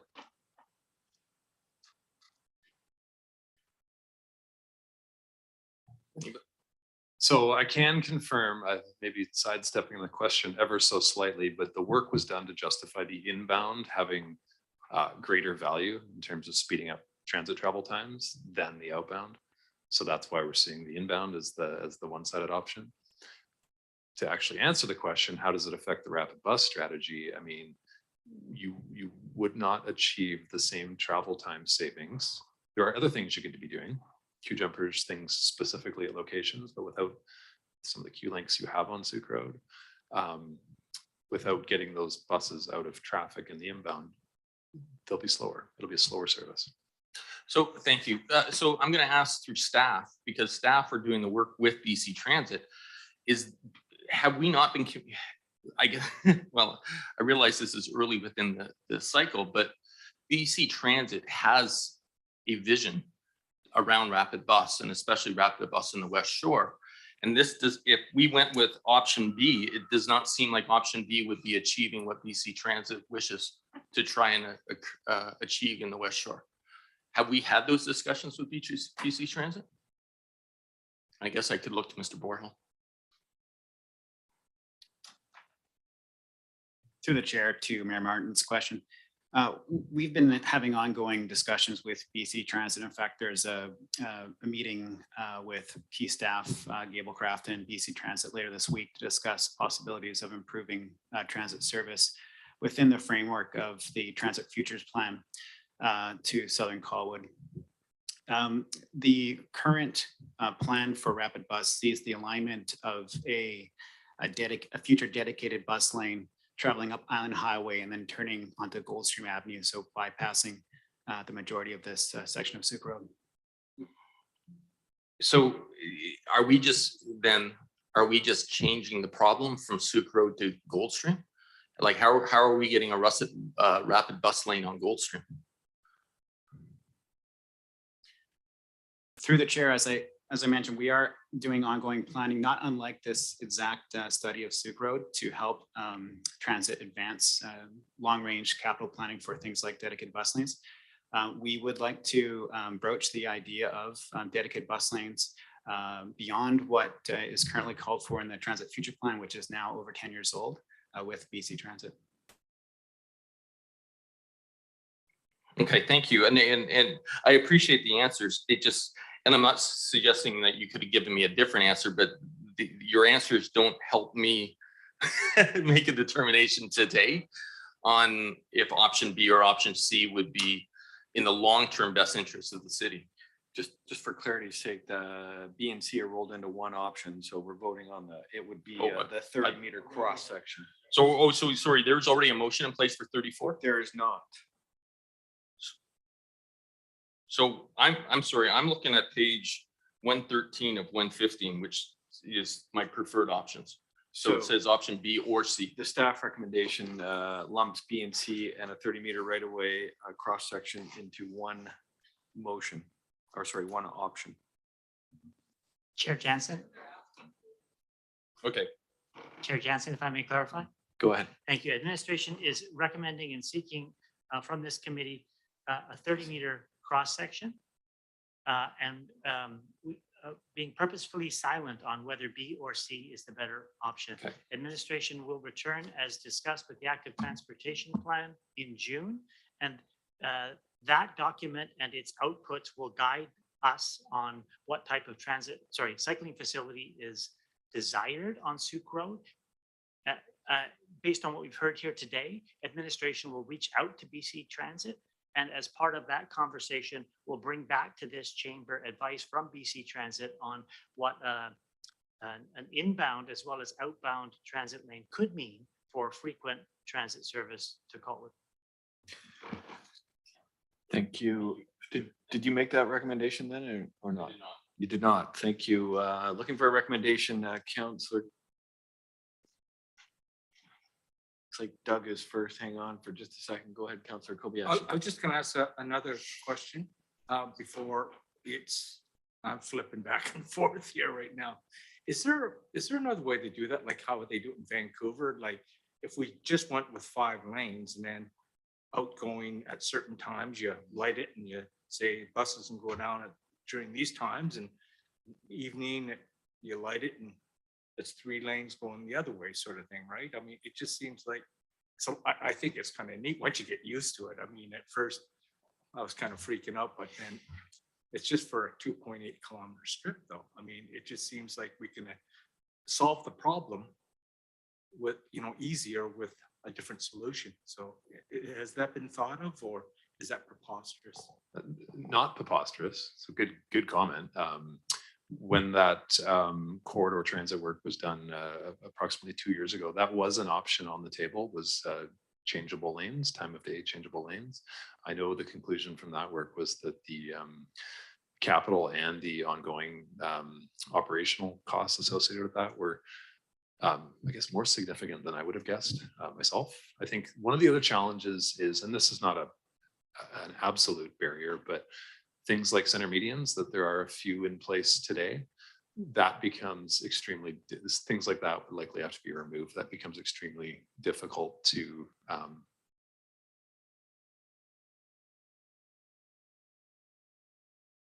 insurmountable, but would be a challenge as well. Councillor Baxter, looking for a motion. I would like to move option D, but with 4 meters of the right of way to be stat right of way. Be which? Stat right of way. So, and rather than being road right of way, it's a statutory right of way on somebody on adjacent property. And I'll expand upon that now because we don't need a seconder. So when I was working in Langford, we did that quite a lot actually for pedestrian facilities. The advantage it has is twofold. One is the property is still taxable even though you're using it for sidewalk, which is pretty neat financially. And also it doesn't affect the density calculations on the property. So for instance, if you've given up the front 2 meters of your property as for stat right away for pedestrian facility, it doesn't affect the FAR. If everybody knows what that means, it's the floor area ratio. It has no effect on that. And this is a non-traditional thing to do. But as I say, we did a lot of it in Langford. It's never been a problem. Stat right of way is forever, and it works. So my motion is option D, 34 meter right of way, but with 4 meters of that as stat right of way. Amanda, did you get that? Thank you, Mayor Martin. Thank you. I appreciate Councillor Baxter's comments. He talked about the positives to it, the staff, but it was not part of the staff recommendation. And so could staff share with us why that may not be the ideal? Like why did staff recommend 30 and not 34? And if there isn't a reason, there isn't a reason. It's okay. I'm not looking to trap you. It's just that Councillor Baxter has suggested 34 and we have a recommendation of 30, and I'm trying to understand what the difference would be.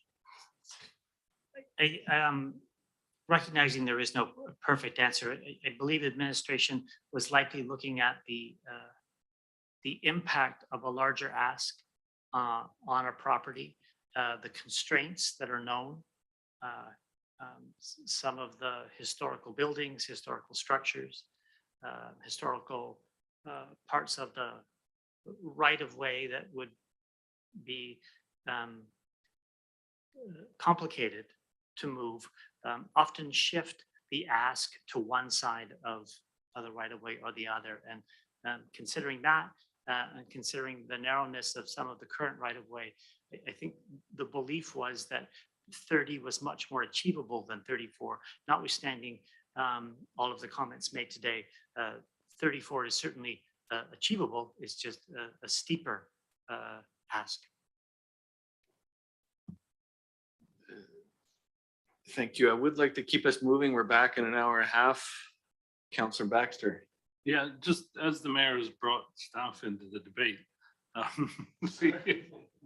just have to answer that in repeating what I said earlier, which is that if you've got a 34 meter right of way, mostly if you come across odd parts where you have to go down to 30 meters, as we've talked about before, you can just ditch the green space and narrow down everything.